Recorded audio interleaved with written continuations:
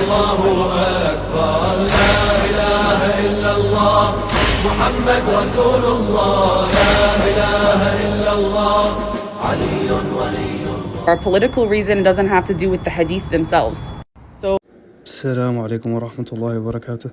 So the video you guys just watched is a sister trying to give her opinion on what happened between the Sahaba. And she does a good job of giving her perspective on it.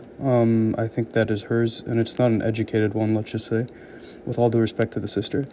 Today I'll be trying to show that we don't believe that Imam Ali alayhi salam gave bay'ah. However, the Sunni corpus does. And for some reason, there's so many contradictions when it comes to this specific point that Imam Ali gave bay'ah. So the first hadith I present is the hadith from Bukhari, the book most accepted by Ahl Sunnah wa Jama'ah, which says that Imam Ali alayhi salam gave bay'ah 6 months after the Prophet's death. And he did so without Umar there because he didn't like Umar ibn al-Khattab. This, of course, being that Umar ibn al-Khattab had issues with Imam Ali. We don't know why, but this is according to Aisha. And it's a sahih narration that Ahl Sunnah depend upon. Interestingly enough, that's not the most favored narration by Ahl Sunnah wal Jama'ah because it shows that Imam Ali didn't like the presence of Umar.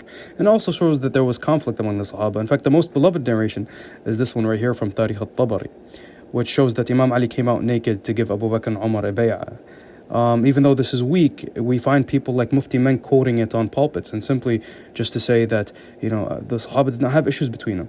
Now, this idea that Imam Ali alayhi salam gave bay'ah is quoted in multiple books. Again, I quoted Tabari, and this is Kitab al-Sunnah, Abdullah ibn Ahmad. And it's also quoted in Fada'il al-Sahaba for Ahmad ibn Hanbal himself through a different chain that Imam Ali alayhi salam gave bay'ah in a different way, in a different time. All of these being authenticated by multiple Sunni scholars. So the opinions among Sunnis is that Imam Ali alayhi salam gave bay'ah about 50 times. This is problematic.